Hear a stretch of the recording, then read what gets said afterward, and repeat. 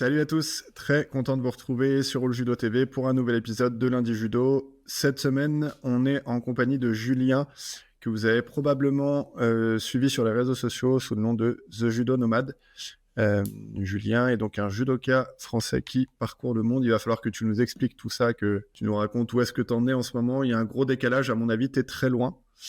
Et du coup, Julien, je Ouais. t'en prie. Alors, bonjour à tous. J'ai l'impression que ma connexion est pas très bonne, mais bon, on va voir comment ça se passe.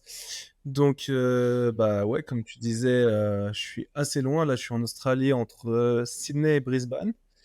Et je me suis lancé dans un projet un petit peu fou. Donc, il y a bientôt 3 ans de ça, le 2 août 2021, qui était à la base de voyager et d'enseigner le judo gratuitement dans tous les 197 pays du monde. Au final, aujourd'hui, il y a plus de pays reconnus par le comité olympique. Mais bon, j'ai gardé cette mesure. Ça fait donc aujourd'hui 39 pays. Et bon, bah, avec des hauts, des bas, mais on continue à faire aller les choses. Et voilà. Là, il est minuit 40 au moment où on fait l'interview. Et Ok. Merci pour la dispo. Du coup, à cette heure-là, nous, en France, il est seulement 14 heures, donc c'est très cool. Tu le disais, 3 ans et seulement ou déjà 39 pays. Déjà parce que c'est un gros rythme et seulement parce que bah, finalement, tu as fait un quart du chemin. Même pas. ouais. Ouais, c'est ça, un quart à peu près. Euh, alors, en réalité, quand je dis 197 pays, il n'y a pas d'obligation en soi. Je reçois des financements, je pourrais expliquer ça par la suite, mais je ne suis employé par personne, je ne dois de compte à personne, et donc si je ne finis pas par faire 197 pays, en soi, c'est pas grave. C'est juste un petit défi comme ça, et bon, bah, si j'arrive à le faire, tant mieux, et si j'arrive pas, bon, voilà. Donc bah, là, en 2 ans et demi, 3 ans, j'ai réussi à faire 39 pays. J'aurais pu en faire beaucoup plus, mais il y a différentes raisons qui font que j'ai dû prendre plus de temps. Et bah, par exemple, je suis resté 5 mois en Indonésie. Là, je suis en Australie, qui est l'un des plus grands pays du monde. Bah, ça se fait pas en 2 semaines comme on pourrait faire, j'en sais rien, moi, par exemple, la Macédoine du Nord. Donc, chaque pays est différent. Là, je suis en train de préparer, par exemple, la Russie aussi. La Russie, je vais pas faire la Russie en 2 semaines, quoi. Donc Ouais, le but pour là, toi, ça va. c'est de kiffer l'endroit où t'es, vraiment prendre le temps de découvrir et pas juste faire du volume. Alors, complètement. Et j'ai aussi envie de respecter les pays où je suis, de respecter les gens dans les pays où je suis. Et bah, je réponds positif en fait à 90-95% de toutes les demandes que je peux avoir à partir du moment. Par exemple, là, on est en Australie, c'est très très compliqué d'aller d'un endroit à l'autre. Là, par exemple, pour aller à Perth, je suis à côté de Sydney, il y a 4000 kilomètres. Donc, bah, vu que j'ai pas beaucoup d'argent, je peux pas dire, ok, on m'invite, bah, c'est bon, je vais prendre un billet de train et je vais y aller. Non, c'est des centaines d'euros pour y aller. Donc, en gros, je m'organise avec les clubs. Si ils peuvent m'amener dans l'endroit que je suis géré, nourri, etc., bah, c'est bon. Et franchement, globalement, je refuse rien. À partir du moment où on me dit, bon, bah, c'est bon, on peut te recevoir, j'y vais. Et donc, bah, là, vu que ça se passe très bien, et ben, je reste longtemps au final. Ouais, t'imagines bien que du coup, il y a énormément de questions là qui arrivent. Comment on en vient à faire ce défi, comment on le finance, même tout simplement comment tu fais tes cours. Enfin bref, il faut qu'on reparte par le point de départ. Ouais. Judoka en France, t'as Mhm. commencé où, comment ça s'est passé, et puis après, on va rentrer dans le vif Ok. du sujet. Ok, bon, bah, pour faire rapidement, aujourd'hui, on est le 8 mars quand on filme cette vidéo. Je vais avoir 31 ans le 7 avril. Donc en soi, je pourrais toujours être compétiteur, mais je me suis vite rendu compte que la compétition, bien que j'adorais ça, c'était peut-être pas fait pour moi. Donc j'ai commencé le judo dans un tout petit club qui est quand même beaucoup plus gros que 80% des clubs australiens, je me rends compte. Mais un petit club de l'Oise à Milly-sur-Terrain, exactement. À l'époque, le professeur était Patrice Belmire et aujourd'hui donc Marie-Laure Savary, que je salue si jamais il voit cette vidéo. Et donc, bah, j'ai grandi de l'âge de 4 ans dans ce petit club jusqu'à 13 ans, 13-14 ans, où ensuite j'ai rejoint la structure sportive pour les sports d'Amiens. Les résultats, bon, bah, ça se passait bien. Je suis plusieurs fois champion de l'Oise, champion de Picardie, je faisais les zones, on y arrivait à accrocher de temps en temps la place de 3, mais j'ai jamais réussi à gagner les zones. Mais bref, en gros, c'était à peu près le niveau que j'avais. Et ça s'est joué de peu pour aller en Pôle France. J'ai pas pu aller en Pôle France et à la place, je suis parti à l'INJ, à l'INEF. Et bah, je suis resté à l'INEF pendant le moment où je faisais aussi mes études en STAPS. Et j'ai vite compris que bon, bah, le judo, en tout cas de haut niveau, le judo où on est payé, où on est professionnel, etc., ça sera pas pour moi. Donc j'ai focalisé sur les études et bah, mon niveau de judo a un petit peu descendu. Et donc très rapidement, bah, je suis parti vivre au Japon. T'as fait quoi comme étude du coup? Et j'ai fait une licence TAPS et après je suis parti en master en expertise de la performance sportive. Donc j'ai une licence Ok. en STAPS, un master en expertise de la performance et après 2-3 diplômes fédéraux, etc. Et bref, après, ouais, je disais, je suis parti au Japon pour essayer de reprendre mon niveau et c'est un petit peu là que tout a commencé en fait. Bon, en réalité, c'est avant, mais c'est vraiment ce qui m'a donné l'envie de voyager partout. Ok. Et du coup, comment on en vient à se dire, ok, je vais faire le tour du monde, aller dans tous les pays et enseigner le judo? J'imagine que la position de la France dans le monde du judo, c'est un plus. Mais comment on en vient à se dire, je Ouais. vais aller partout dans le monde? Donc, je disais, la compétition est peut-être pas faite pour moi, mais j'ai quand même ce côté à l'intérieur de moi qui est compétitif. Et il faut quand même que je m'impose des challenges. Peu importe qu'aujourd'hui, bon, bah, je commence à être un petit peu vieux pour la compétition, bien que je sois pas encore trop vieux. On voit, il y a encore Axel Clerget qui a été sélectionné pour les prochains championnats d'Europe il y a 37 ans. Donc voilà, je suis encore jeune par rapport à lui. Mais j'ai toujours besoin en fait de challenge un petit peu comme ça. Et quand j'ai compris, bon bah voilà, je serai pas en équipe de France, je ferai pas les Jeux Olympiques, je ferai pas les championnats du monde, etc. J'ai commencé à faire mes études et j'ai vu que bon bah très vite j'allais m'orienter vers une vie entre guillemets basique, métro, boulot, dodo. Et c'était quelque chose qui me faisait très peur. J'avais vraiment pas envie d'aller de ce côté-là.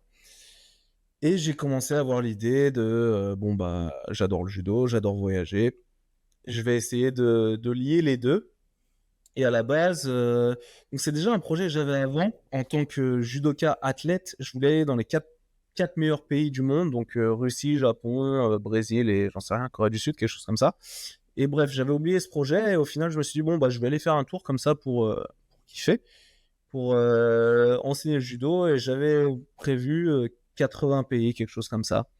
Et bon, voilà, je résume un petit peu rapidement, mais c'est un petit peu comme ça que ça s'est passé. Et bon, au moment où j'ai commencé à chercher des sponsors, etc., je parlais de 80 pays et ils m'ont dit bah pourquoi? Pourquoi 80 pays? Et j'ai dit bon bah tout simplement, c'est simple. J'ai envie d'avoir un impact écologique minimum. Et donc, bah, de la France au Japon, il y a tant de pays. Ensuite, j'ai envie d'aller du Japon au Brésil. Et en fait, je voulais faire tout ça sans prendre l'avion. Donc, France, Japon, Japon, Brésil, Brésil. Japon-Brésil sans prendre l'avion, c'est un morceau quand même. Ouais, non, c'est assez compliqué. Et j'ai trouvé comment le faire, mais on verra par la suite. Je pense que ça va pas se faire au final, mais on verra par la suite. Et après, c'était Brésil, Afrique du Sud. Je refaisais toute l'Afrique et ensuite je revenais en France. Et ça faisait 80 et quelques pays. Et au final, bah, en cherchant des sponsors, etc., alors, c'est là où on en est arrivé à... Moi, j'étais pas du tout sur les réseaux sociaux, YouTube, tout ça. Je consommais, je regardais des vidéos, mais j'étais pas du tout créateur. Et ils m'ont dit, bah, quand je parlais avec la fédération, ils m'ont dit, bah ouais, ok, c'est bien ton projet, mais qu'est-ce que tu peux nous apporter? Et bah, je pouvais rien leur apporter. Donc, c'est là où ils m'ont dit, bah, faut que tu fasses ta chaîne YouTube, faut que tu fasses ton compte Instagram, etc. Et pourquoi 80 pays? Bah, pourquoi pas quelque chose d'un peu plus challenge? Pourquoi pas tous les pays? Et en fait, c'est comme ça que c'est arrivé, tout simplement. Ok. Et du coup, tu as pas mal parlé de sponsors, j'imagine, pour financer les voyages, mais aussi ta vie, parce qu'il faut quand même que tu continues à vivre. Tu peux pas juste faire du judo. Comment ça se passe? Tu as fini par trouver les sponsors pour le faire? Tu parlais de la fédération, c'est fédération internationale, j'imagine? Ouais, oui, alors, la fédération qui m'aide énormément, c'est la fédération internationale. Euh, ils m'ont, ils ont testé, ils m'ont laissé partir pendant un an. Au bout de 6 mois, ils ont commencé à faire des articles sur ce que je faisais. Et puis aujourd'hui, il y a toujours un article par mois qui sort. Je crois qu'on en est au 19e. Et au bout d'un an, ils ont dit, bon, ton projet, ça se passe bien, c'est cool. Et on va te rembourser. On va te rembourser la première année. Et donc, ils m'ont donné 10 000 euros. Donc, très bien. La deuxième année, j'ai eu des... Alors, juste avant ça, j'ai trouvé un autre sponsor à l'époque, mais je ne l'ai plus, qui était une application mobile qui me donnait 500 euros par mois. Et j'avais à l'époque des cagnottes de financement participatif, mais je poussais pas trop là-dessus parce que j'avais la fédération qui m'avait aidé, j'avais mon sponsor à côté. Et en gros, c'était bien pour les cagnottes de financement participatif pour me faire un petit peu d'argent de côté pour dire, par exemple, je travaille, je donne des cours, etc. Toute la semaine, je vais me prendre un jour de repos pour me prendre une nuit d'hôtel, etc. Être tranquille. Et en gros, le financement participatif, ça me servait surtout à ça à l'époque. Sauf que la deuxième année a été très très compliquée. C'était 2023. Et j'ai enchaîné que des galères, des grosses galères, et j'ai perdu presque 20 000 euros avec différentes choses, casse matérielle, rencontre de mauvaises personnes, entre guillemets mafia, j'en ai déjà parlé dans Ah ouais? quelques autres médias. Ouais, des très très gros soucis. Et bref, j'ai perdu 20 000 euros. Et mon sponsor de l'époque, l'application mobile, a décidé de partir parce qu'ils avaient peur des répercussions que ça pourrait avoir. Et pendant un an, je me suis retrouvé à vivre avec de 1200 euros par mois dans des pays pas chers à 200 euros par mois où ça a été vraiment très, très, très difficile. Et là, aujourd'hui, j'ai décidé de partir en Australie là au tout début 2024. J'avais pas beaucoup plus d'argent, j'étais peut-être à 600 euros par mois. Le truc, c'est que ça faisait 5 mois que j'étais en Indonésie. Et au bout d'un moment, il y a des gens qui me mettent de l'argent. Maintenant, je vis presque que avec l'argent du financement participatif sur Patreon, Tipeee, etc. Je suis à 700 euros, 750 euros par mois. Et le truc, c'est que ça faisait 5 mois que j'étais en Indonésie. J'allais partout au niveau du judo, ça se passait super bien. Mais je me disais aussi de l'autre côté, les gens, il y a 100, 120 personnes qui mettent de l'argent sur mon projet. Ils me voient à la plage à Bali, etc. Ouais, je donne des cours de judo, mais ça la fout un peu mal. Donc, je vais partir en Australie, sachant que en Australie, si on n'a pas au moins 3 000 euros par mois pour vivre, c'est compliqué, c'est très très compliqué. Et je me suis dit, je vais partir et on verra. Si ça va pas, tant pis, j'arrêterai le projet et voilà, fin de l'histoire, tant pis, c'est le jeu. Et pendant une semaine, ça a été comme ça. Pendant une semaine, ça s'est passé très mal. J'ai été pris dans un des plus gros cyclones de l'histoire de la région, coupé d'électricité, coupé d'internet, j'avais pas de sous, j'ai passé mon Noël, pour Noël, j'ai acheté une bouteille de vin, un camembert et voilà, c'était mon repas de Noël. Donc c'était vraiment très très très compliqué. Et au final, T'as j'ai pensé à rencontré une lâcher à ce personne. moment-là ou c'est hors de Ça- question? Non, parce que j'ai confiance quand même. Et je veux dire, j'ai eu des moments bien plus durs que ça. Là, au final, voilà, c'était dur parce que le pays est cher. Mais je sais que, par exemple, si je repars sur des pays comme en Asie centrale ou en Amérique du Sud, j'aurais pu quand même survivre. Donc, d'un côté, je m'impose aussi ça, tu vois. Et au final, bref, j'ai rencontré les bonnes personnes.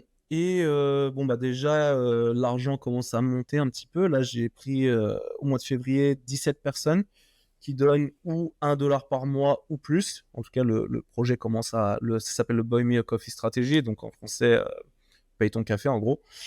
Et là, j'ai 17 nouvelles personnes. Donc il y en a qui sont à 1 euro, mais il y en a qui sont à 2, 3, 4, 5, voire même 30 euros. Là, hier, une personne.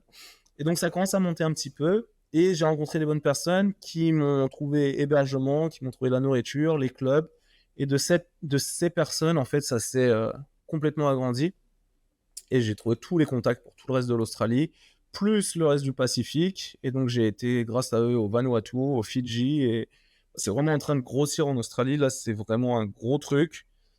Et normalement, d'ici 3 semaines, 3 semaines ou un mois, je vais aller à un nouvel événement, un tournoi international à Melbourne où je devrais rencontrer l'équipe nationale et potentiellement passer sur la télé nationale pour essayer de développer le judo, etc. Parce que l'Australie, c'est un pays qui est aussi gros que l'Europe et il n'y a que 7000 judokas en réalité, donc il y a vraiment beaucoup de travail à faire. 7000 judokas? Et ouais. Ok, Et ouais, 7000. c'est moins qu'un département chez nous, quoi.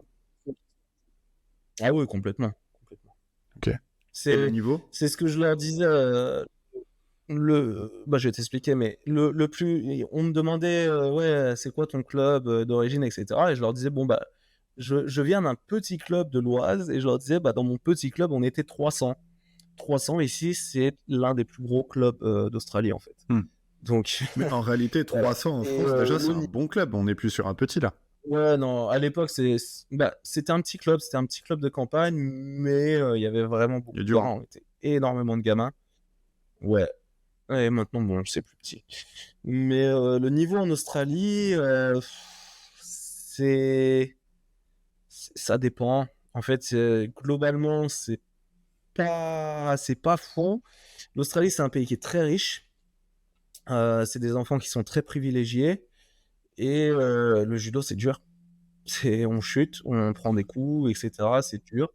Du coup, c'est dur pour beaucoup d'enfants, en fait, de faire du judo. Donc, ils ont un petit peu de mal par rapport à ça. Donc, les trois quarts, les 80% des gens qui font du judo, c'est compliqué. C'est pas très, très fort. Y a pas la culture de la gagne. Ils ont pas des réflexes de base. Là, j'ai été hébergé pendant une semaine par le coach national cadet, qui est un Croate néo-zélandais qui a fait 2-3 fois, enfin qui a fait plusieurs fois les Jeux Olympiques, etc., qui est un petit peu connu. Ivica, il s'appelle. Et il me disait, ouais, bah, un truc tout simple, voilà, il est entraîneur national cadet. Le cadet, il vient pas à la séance de muscu qui est préparée pour lui. Il pense même pas à appeler le coach. Je veux dire, en France, c'est juste impossible. Il y a ton coach qui te prépare ta séance de muscu, tu peux pas venir pour X raison, quelle que soit la raison, tu appelles avant pour prévenir en fait. Mhm. Et non, eux, ça leur vient même pas là. Non.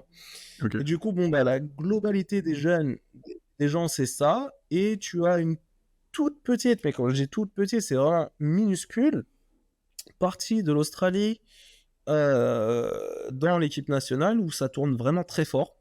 Et c'est notamment les filles. Bon, tu as un petit peu de garçons avec les frères Katz, K-A-T-Z. Le meilleur est dans les top 60 mondiales. Mais au niveau des filles, bah, il y a Katerina Hacker, qui est numéro 4 mondial, il me semble, et qui est la première à avoir battu Clarissa Agbenenou pendant sa période d'invincibilité, en fait. Et il y a une autre fille, j'ai oublié son nom, je crois, qui est dans la catégorie d'au-dessus, qui est pas mal aussi, elle est dans les 30 premières mondiales. Donc, globalement, c'est un pays où il y a tout à faire. Ah oui, complètement. Complètement. Comment ça se passe? Il y a un centre Et d'entraînement pourtant, il y national? a du gros. Ouais, franchement, c'est compliqué. Il y a un centre d'entraînement national à Melbourne. Et la fédération veut que tout se passe là-bas, sauf que, bah, comme je disais, Melbourne, c'est à 3000 km, si ce n'est plus, de Cairns, c'est à 2000 km de Brisbane, c'est à plus de 4000 km de Darwin. Donc, c'est compliqué. En plus, bon, bah, souvent, les athlètes, en fonction de leur niveau, ils doivent se débrouiller pour trouver un hébergement. La fédération donne pas grand-chose. Alors, les athlètes comme Katerina Hacker, etc., ils sont payés. Et il y a quelques athlètes juniors qui sont payés, mais c'est vraiment compliqué vu que le judo est pas populaire, qu'il y a que 7000 personnes. Bah, ils n'arrivent pas à trouver de sponsors. Ils n'arrêtent pas de faire des refontes.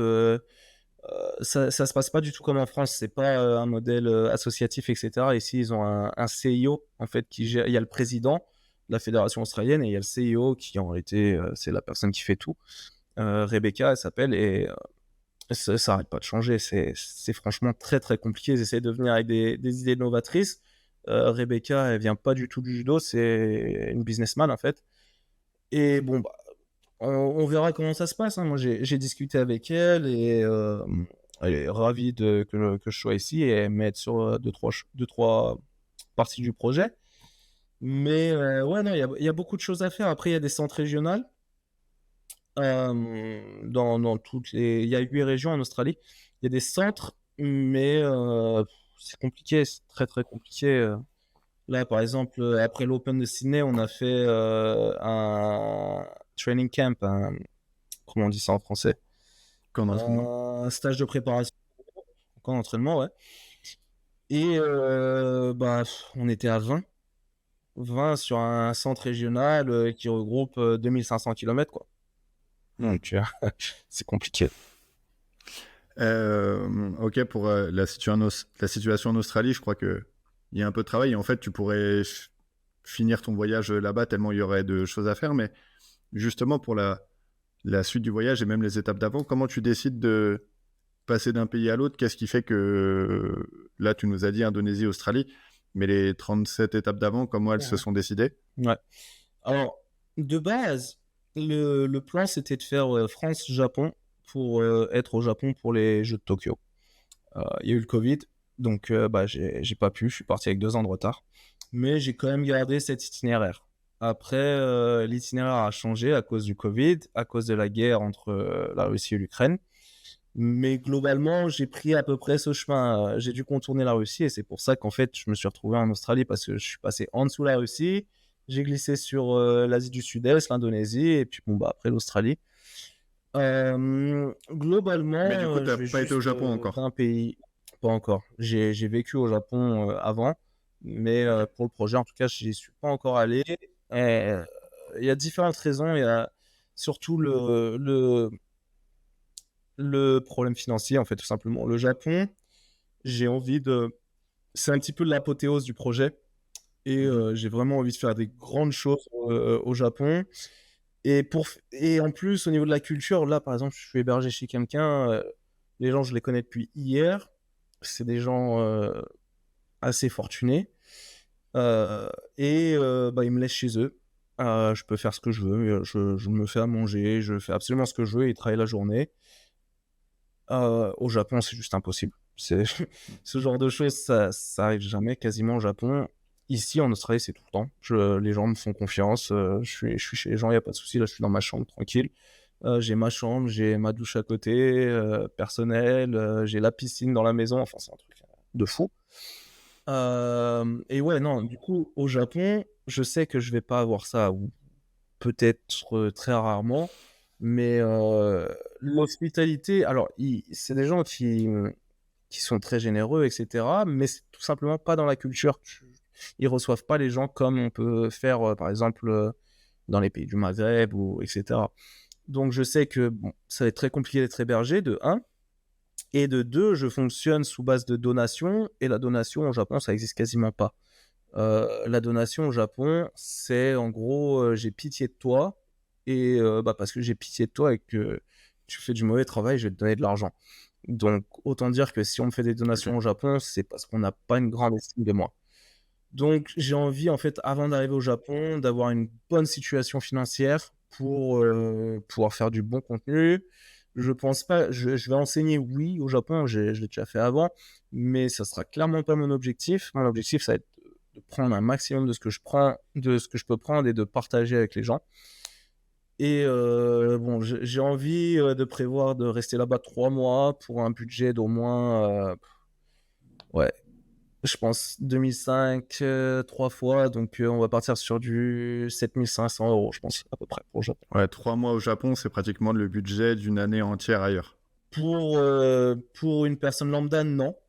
Parce que le Japon est en crise économique aujourd'hui et le yen est en train de chuter fort. Aujourd'hui, les gens appellent le Japon la nouvelle Thaïlande. Alors, la Thaïlande, c'est exceptionnel. Moi, j'adore la Thaïlande, hein, mais au niveau économique, ouais, c'est vraiment en train de chuter. Mais pour faire ce que j'ai envie de faire au Japon, partir filmer partout, aller dans les grandes universités, j'ai envie d'aller vraiment du sud au nord en passant dans les îles. Bon, bah, faut prendre les bateaux, etc. Ça coûte cher. Les trajets en train, ça coûte cher. Pour faire ce que je fais, ouais, ça coûte cher. Mais pour une personne qui veut juste visiter le Japon comme ça, aujourd'hui, ça coûte bien moins cher que la France. Ok. Pour ce qui est de tes cours, bon, là en Australie, c'est assez simple, je pense que tu dois enseigner en anglais. Euh, Ouais. si tu vas aller en Amérique du Sud ou en Afrique, comment t'as pensé à ça déjà? Comment gérer cette partie? Tu fais tout en anglais Ouais, bien et en sûr. fait le judo c'est universel et on avance? Alors, j'apprends des langues. J'adore apprendre les langues, donc je parle couramment anglais déjà. Je me débrouille plutôt bien en japonais. J'ai commencé à apprendre le russe il y a 1 an et demi, quelque chose comme ça, et j'ai vécu dans des pays russophones, Kazakhstan, Ouzbékistan, Kirghizistan, Tadjikistan, et puis même les anciens pays de l'Union soviétique en Europe, Estonie, etc. Ça parle russe, donc je me débrouille un petit peu en russe. Là, j'arrive au Japon dans quelques mois, donc je suis en train de forcer sur le japonais. Tous les jours, j'apprends le japonais. Et, c'est pas grand-chose, hein, je fais juste 5 minutes par jour. Mais justement, encore pour que cette expérience du Japon soit vraiment exceptionnelle, j'essaie de me donner les moyens, quoi. Dès que j'ai fini le Japon, je me remets au russe, bien que après j'irai en Corée du Sud, potentiellement en Corée du Nord aussi, ça reste à confirmer. Mais après ça, je pars en Russie et donc bah, je vais reforcer sur le russe. À fond, je force le russe, etc. Après, je repars en Europe avec, on verra quelle sera la situation de la guerre, etc. Mais normalement, je devrais faire Ukraine, Biélorussie, ensuite repartir par le sud, Croatie, Bosnie-Herzégovine, etc. Et donc, bah, pendant toute cette période, je vais me mettre à l'espagnol. Et je pense qu'en étant français, l'espagnol, ça ne demande pas énormément de boulot. Donc, le temps que j'arrive dans les pays où ça parle espagnol, on va dire 8-9 mois, je devrais pouvoir me débrouiller en espagnol. Je vais forcer sur l'espagnol et une fois que c'est fait, je passerai sur l'arabe. Mais bon, là, on Ok. parle de tout ça, là, ça va prendre quelques années, hein. Oui, donc après tu rentres, t'es tranquille, tu as vu tous les pays du monde, tu parles d'à peu près toutes les langues, t'as enseigné partout, c'est bon. Quel, Bah, si je au bout, ouais, je vais parler beaucoup de langues, ouais. Mais bah, c'est le but que t'as eu au bout. Comment ça, si je vais jusqu'au bout? Tu sais, ce projet, c'est de l'adaptation constante. C'est tellement de choses à surveiller que ce soit, bon, financièrement, c'est l'une des choses les plus importantes, mais la santé, faut pas tomber malade. Malade, voilà, faut faire attention. Faut aussi que je surveille mon poids, etc. C'est compliqué. Pourquoi le poids? Bah parce que quand je vais faire des combats avec les gars, voilà, ils sont là, ils voient le français, ils ont envie de combattre avec le français, etc. Donc, bah, faut que je reste déjà avec un certain honneur, entre guillemets. J'arrive dans beaucoup d'endroits, je suis le judoka nomade, etc. Voilà, faut quand même que j'en vois un petit peu. Mais il faut surtout que je me blesse pas, en fait, parce que la première année, j'étais un peu en mode freestyle et j'ai cumulé 3 blessures qui ont à chaque fois été de plus en plus graves et ça a fini avec je me suis explosé la cheville, j'avais tous les ligaments de la cheville qui étaient pétés, j'avais besoin d'une intervention chirurgicale, etc. Et puis bon, bah là, à l'époque, justement, j'étais pas encore sponsorisé par l'INEF, pas par l'INEF, par la À la FIS? Fédération internationale. Et ils m'ont dit, bah, garçon, si tu veux qu'on t'aide, va falloir que tu fasses un petit peu attention à ta santé parce que si c'est pour qu'on te mette de l'argent et que tu t'exploses le genou 2 mois après, ça va pas aller. Donc, donc ouais, en fait, il y a beaucoup de choses qui font que là, il me reste potentiellement 7 ans à continuer ce projet. Il faut que ça aille au niveau santé, il faut que je ne me blesse pas, il faut surtout que j'y arrive à avoir l'argent pour pouvoir continuer. Il faut que je tienne le coup psychologiquement parce que c'est dur, c'est franchement dur. Quoi d'autre? Les différentes Les situations opportunités? Ouais. mondiales. Les opportunités, non, parce que j'ai eu des grosses opportunités et je les prends jamais parce que j'ai envie de continuer ce Ok. projet.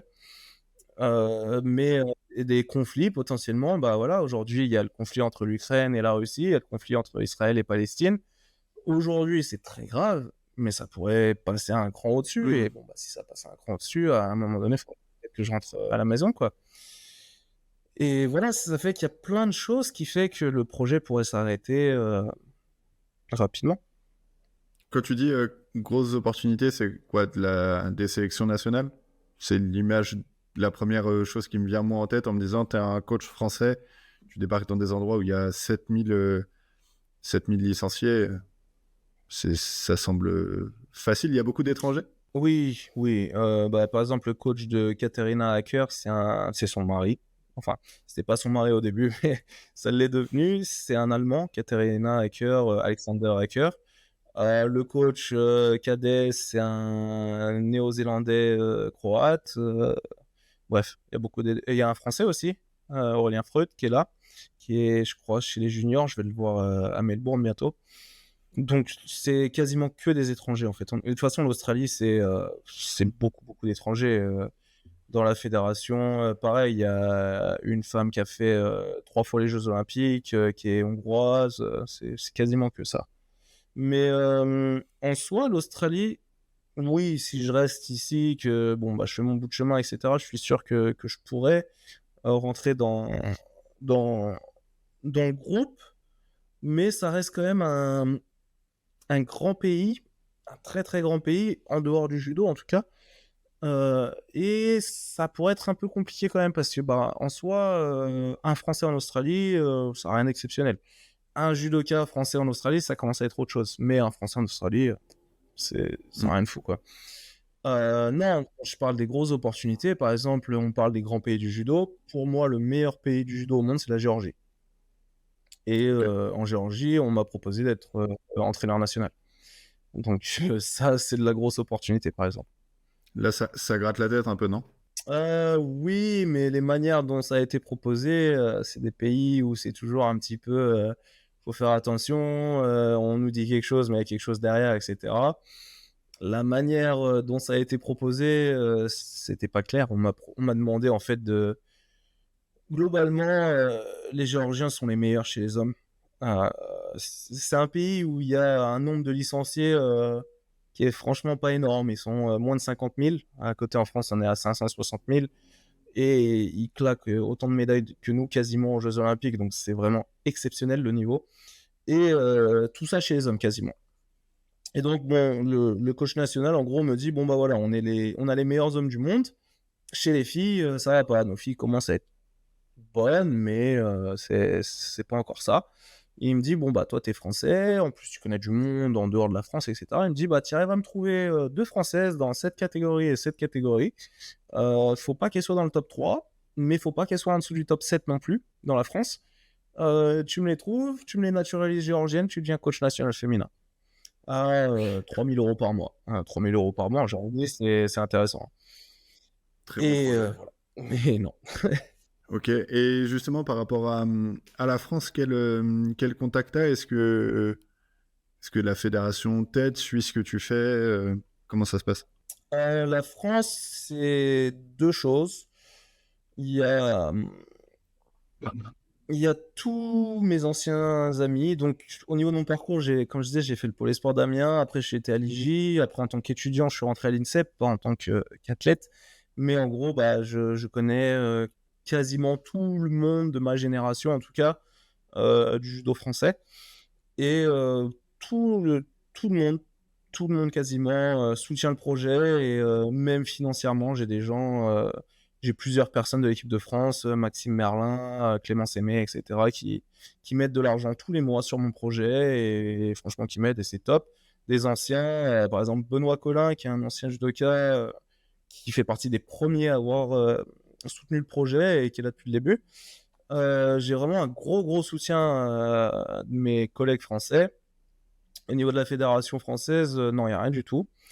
Alors, on n'est pas en mauvais termes ou quoi que ce soit, hein, mais j'arrive pas moi-même à m'expliquer en fait pourquoi il n'y a rien. Euh, on a eu, euh, j'ai été interviewé il y a 5 mois, je crois, par l'Esprit du Judo, mais ça n'a rien à voir avec la Fédération française. La Fédération française de judo, donc le premier lien que j'ai eu avec eux, c'était avant, quand j'étais encore à l'INSEP. En gros, j'étais assistant préparateur physique de Flamme 91 avec Aurélien Broussal, qui était le préparateur physique de Flamme. Et du coup, bah, je connaissais un petit peu tous les gars de là-bas avec Walid Carr, Kylian, le Blouch, etc. Et bah, j'avais un petit peu parlé à Nomis, le président de la Fédération française de judo. Et bon, bah, ils connaissaient le projet, mais même moi à l'époque, j'étais pas sûr de ce que ça allait donner pour le futur, le projet, quoi. Et bref, au final, je lance le projet, tout ça, et puis bon, bah, j'essaie de le contacter, je lui en parle, et il me dit, bon, bah, t'as besoin de quoi? Et je lui explique, bon, bah, de l'argent, évidemment, mais j'explique aussi que j'ai pas besoin que d'argent, juste un soutien médiatique, tout ça. Et bon, bah, plus de réponse, il a disparu, il venait juste d'être nommé président de la Fédération française de judo, donc je me suis dit, bon, bah, il a d'autres chats à fouetter, ce que je peux comprendre. Et on s'est recroisé après sur les championnats d'Europe de judo, je sais plus quelle année, en 2021 ou 2022, c'était à Sofia, en Bulgarie. Puis on s'est recroisé à Tashkent, en Ouzbékistan, sur les championnats du monde. Et puis bah, là, j'ai rencontré plus de gens de la Fédération française de judo. Ils m'ont dit, ouais, bah, ton projet, c'est super cool et tout, faut qu'on fasse un truc ensemble. Et bah, je suis rentré en France 2 mois après, je crois, quelque chose comme ça. Et j'ai été invité dans les locaux de la Fédération française de judo où j'ai été interviewé pour faire un potentiel podcast avec eux, etc. Ils m'avaient expliqué que bah, financièrement, ça serait pas possible de m'aider. Après, c'est assez marrant parce que bon, on parle de la Fédération française de judo quand même, hein. J'ai la Fédération du Bangladesh, par exemple, qui m'aide financièrement. J'ai la Fédération du Vanuatu qui m'aide financièrement. Donc, de l'autre côté, quand on me dit que moi, en tant qu'athlète, ancien athlète français, on peut pas donner 1 euro par mois ou quoi que ce soit, tu vois. Bon. Donc, bref, j'ai fait l'interview avec eux. Et ils m'ont dit, bon, ben, on va publier ça, on va mettre des trucs sur Facebook, on va faire un truc qui va revenir de temps en temps, etc. On parlait même potentiellement de monter des projets ensemble parce que je travaille dans l'humanitaire. Par exemple, j'ai aidé des gamins réfugiés ukrainiens à partir de la guerre, j'ai aidé des Syriens. Bref, je fais beaucoup de choses dans l'humanitaire, etc. On avait prévu de faire quelque chose ensemble. Et bon, bah, j'ai relancé une fois, 2 fois, 3 fois, et au bout d'un moment, bah, on me répond pas. J'ai pas envie d'harceler les gens non plus, tu vois. Donc, bon, bah, je me suis dit, ils ont d'autres choses à faire, ça les intéresse pas, et bah voilà, tant pis. Après, il n'y a pas de. Comme je te l'ai dit au début, on n'est pas en mauvais termes, mais je pense Ouais, il y qu'ils a sont juste pas intéressés par. Quoi. Ok, ah, c'est dommage. Au moins pour le soutien médiatique, et après, j'allais dire sur l'argent, je peux comprendre, mais c'est vrai qu'avec l'argument du Bangladesh et du Vanuatu, ça devient plus compliqué à comprendre. Mais bon, ils doivent avoir leur raison. Euh, Tu disais que le projet, il peut pas s'arrêter n'importe quand, mais presque, parce qu'il y a beaucoup de paramètres qui rentrent en compte. Tu as l'air de vivre un Ouais. peu sur l'instant présent, et en même temps, tu es obligé aussi de beaucoup planifier la suite. Et là, j'ai l'impression que tu sais déjà où tu seras dans un an, à peu de choses près. Euh, Ça, Ouais. comment tu fais pour le gérer et l'organiser? Ouais. Bah, tu vois, quand je te dis que le projet peut s'arrêter du jour au lendemain, c'est très simple. Il me reste 2 000 € sur mon compte en banque. 2 000 €, je gagne 700 € par mois. Je suis en Australie et un billet d'avion, en gros, c'est 1 000 € pour rentrer. Donc, en gros, un mois où ça se passe mal, que je dois taper dans les réserves, du jour où j'arrive à 1 000 €, bah ça y est, c'est fini, je dois rentrer. Donc, ça peut aller très très vite. Même tout simplement une blessure, hein. Une blessure, bon, bah voilà, faut que je paye des frais d'hôpital, etc. D'ailleurs, ça me fait penser que je dois payer mon assurance là dans pas longtemps à 500 €. C'est comme ça que ça peut aller très vite. La question, c'était comment je prévois. Je sais pas comment j'ai fait ça. Comment je prévois Comment tu planifies, ouais. un an. Ouais. Ouais. Euh, Globalement, je voulais aller jusqu'au bout du monde. Donc, pour moi, au bout du monde, c'était la Nouvelle-Zélande. Et bah, je suis toujours sur cette optique d'aller jusqu'au bout de la Nouvelle-Zélande pour dire j'ai été le plus loin possible par rapport à la France. Et après, bah, je reviens et je fais tout simplement les pays que j'ai pas fait avant. Et voilà, le Japon me manque. J'ai envie d'aller au Japon, donc je reviens sur la suite, le Japon, etc. J'essaie vraiment de faire tous les pays pour pas avoir à revenir après. Mais il y a des pays que je peux pas faire. Là, par exemple, je viens de faire Vanuatu, Fidji, etc. J'ai été reçu par la fédération. Même si c'est des petites fédérations, bah, ils m'ont aidé financièrement pour me payer les tickets pour y aller, etc. De l'autre côté, bah, j'ai Tonga qui m'a appelé. J'ai Nauru, Samoa, Kiribati, etc., qui sont des pays, j'imagine qu'il y en a certains que tu connais même pas. qui sont vraiment très loin. Voilà. Et bah, pour te donner une idée, Kiribati, pour aller au Kiribati depuis Brisbane, c'est 1 200 € aller-retour. Donc, c'est vraiment un truc à faire maintenant. Que là, je Mm. suis dans cette zone-là, bah, faut y aller maintenant parce que si dans 2 ans, je suis en France et que je dois prendre un avion pour aller jusqu'en Australie, puis prendre un avion pour aller au Québec, ça va coûter 3 000 € juste pour aller dans un pays où il y a 5 judokas. Donc voilà, j'essaye de compléter en fait tout ce que je peux faire en une fois, tout simplement. Mais du coup, sur ça, c'est toi qui contactes les fédérations une par une? Non, oui et non. Euh, les fédérations qui sont à côté, en général, là j'arrive, c'est comme les clubs. J'arrive dans un endroit et il y a les photos, les posts qui se partagent sur Facebook, Instagram, etc. Puis c'est du bouche à oreille. Donc quand j'arrive à un endroit, j'ai le club d'après qui me dit ah bah c'est bien, t'es là, est-ce que tu pourrais venir, etc. Et ça marche pareil pour les pays. En fait là par exemple j'étais à Sydney pour le tournoi international et puis bah à Sydney il y avait quand même 20 pays, ce qui est assez important pour 400 athlètes. Et il y avait l'équipe de Nouvelle-Calédonie qui était là, il y avait la Nouvelle-Zélande, il y avait, bref, plein de pays. Et puis, bah, la Nouvelle-Zélande, le coach m'a dit, ah ouais, bah, faut que tu viennes et tout. La Nouvelle-Calédonie, on pourra en parler après, mais je vais faire un stage là-bas parce que potentiellement, je vais peut-être être entraîneur enfin, préparateur pour les Jeux Olympiques de Paris.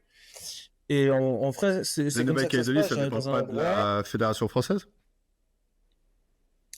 Mais c'est un point central par rapport aux îles du Pacifique. Et du coup, les îles du Ok. Pacifique à côté, Samoa, Tonga, Fidji, etc., viendraient en Nouvelle-Calédonie parce qu'il y a un bon niveau de judo, beaucoup mieux qu'en Fidji, tout ça. Et donc, on serait peut-être à un stage de préparation là-bas ensemble. Et ouais, non, en gros, ouais, quand j'arrive dans les endroits comme ça, bon, bah, ça parle un petit peu. Et puis, bah, j'arrive à me faire inviter dans les autres endroits. Et dans le cas où je ne suis pas invité, donc j'envoie un mail au pays et je dis, bon, bah, bonjour, voilà, c'est moi, Julien, le judoka nomade. J'ai besoin d'aller dans tous les pays. J'arrive bientôt dans votre pays. Je travaille en collaboration avec la Fédération internationale de judo. J'ai fait tel pays. J'ai coaché dans 21 équipes nationales, tel et tel. Bref, je fais tout un truc comme ça. Et franchement, depuis plus d'un an maintenant, juste ça, ça suffit. Avant, au début, des fois, on me répondait pas, mais maintenant, juste ça, ça suffit. Mais à l'époque où on me répondait pas forcément, bon, bah, je contactais des athlètes connus dans les pays, via Instagram, etc. Et puis bah, j'arrive à me débrouiller comme ça. Ok, ça a toujours fini par aboutir sur quelque chose. Ouais, je me suis jamais retrouvé sans rien dans aucun pays. Cool. Julien, ça va faire 45 minutes qu'on échange. Je pense que l'enregistrement pourrait durer encore 5 heures, qu'on n'aurait pas fait le tour. Toi, de ton côté, est-ce qu'il y a quelque chose que tu veux ajouter, un point important? Moi, j'ai l'impression qu'on a déjà fait un bon tour. Ton histoire, tu l'as dit, tu en as probablement pour encore 7 ans. Ça invite forcément à ce qu'on se fasse un autre épisode pour suivre ton parcours, peut-être après les Jeux, pour voir si justement ça a pu aboutir sur quelque chose et puis savoir où t'en es de ce périple. Mais en attendant, si toi, tu as un petit mot à ajouter, un message à faire passer, Ouais, profites-en. ouais, bah je peux expliquer deux choses très rapidement.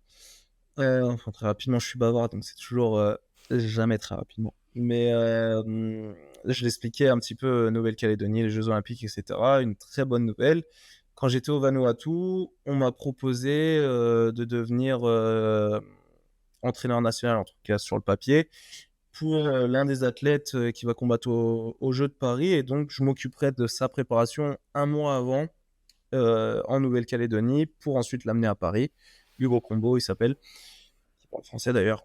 Et l'emmener à Paris et ensuite faire un stage de préparation à Paris 15 jours avant les Jeux. Et je serai le coach sur la chaise. Sauf que bon, bah, le mot c'est un petit peu partagé et bah, potentiellement, je pourrais devenir coach de tous les pays du Pacifique qui n'ont pas de coach. Et bah, j'en sais rien, ça serait Nauru, Kiribati, etc. Et donc, c'est en train de. Le projet, le judoka nomade prendrait tout son sens parce que je ne serais pas l'athlète, le coach Mm. du Vanuatu, je serais le coach nomade, le coach des gens qui en ont besoin en fait. Et ce serait vraiment exceptionnel. Je pense que ça va aider. De l'autre côté, la Fédération internationale de judo a un petit peu entendu parler de l'histoire. Et puis, bah, je pousse aussi de l'autre côté pour essayer d'avoir des financements de leur part. Et ça, je l'ai encore annoncé nulle part, mais on est sur un accord avec la fédération. Ils veulent que je passe euh, le, le diplôme IGF Academy Graduation 1. Et donc, si j'arrive à passer ça, en gros, ils me remboursent les dettes que j'ai accumulées potentiellement de plus de 5 000 euros. Ok. Et en C'est plus de top. ça, bah, j'ai le niveau 1 IGF Academy gratuit, puisqu'ils me l'offrent. Donc, le projet, je pense, est en train de prendre vraiment pas mal. Donc, c'est cool. Et donc, la deuxième chose dont je voulais parler très rapidement, si jamais il y a des gens qui veulent aider le projet, donc le principe, c'est d'enseigner le judo gratuitement dans tous les pays. Aujourd'hui, on est en Australie, donc bon, ça va, les gens n'ont pas trop besoin d'aide. Moi, j'ai besoin d'aide parce que c'est cher. Mais je vais dans des pays où c'est beaucoup plus compliqué, où les gens peuvent pas forcément m'héberger, etc. Ne peuvent pas me donner de donations. Donc, je vis sur un système de financement participatif, je l'expliquais tout à l'heure, qui s'appelle le Buy Me a Coffee Strategy. Et donc, si les gens veulent m'aider, il suffit tout simplement de taper The Judo Nomad, parce que je communique en anglais, mais bon, il y a toujours les traductions en anglais partout, en français partout. Et The Judo Nomad sur Patreon ou Tipeee. Et donc, il suffit tout simplement d'1 € par mois. J'essaie d'avoir un maximum de personnes qui donnent 1 € par mois pour faire survivre le projet, en fait, sur le long C'est terme. top. Et ça progresse petit à petit et on fait ce qu'on peut, quoi. On mettra les liens dans la description et puis même sur nos réseaux sociaux pour, on sait jamais, essayer de rapporter plusieurs cafés, ça serait cool. Et puis, je te disais qu'on allait refaire un épisode après les jeux avec ce que tu viens d'annoncer. Je pense qu'on va en faire un avant. Il faut qu'on suive cette aventure, c'est incroyable. Donc, cool. Julien, merci beaucoup. Je pense que le message est passé. Tu voulais ajouter un point, non? Non, tout est bon. Après, pour les jeux, voilà, pour le moment, c'est fait par téléphone, etc. Mais c'est confirmé à 90% et il me reste 2-3 trucs à confirmer. Mais ouais, pas de souci, on fait ça avant les jeux. Je reviens en France, là, justement, bah, pour les jeux. C'est au mois de juillet. Je crois que je serai en France le 5 juillet, quelque chose comme ça. Donc, Ok. on se voit avec plaisir après le décalage horaire. Tout est calé pour toi, pour le stage, tout ça? On peut t'aider sur ça ou pas?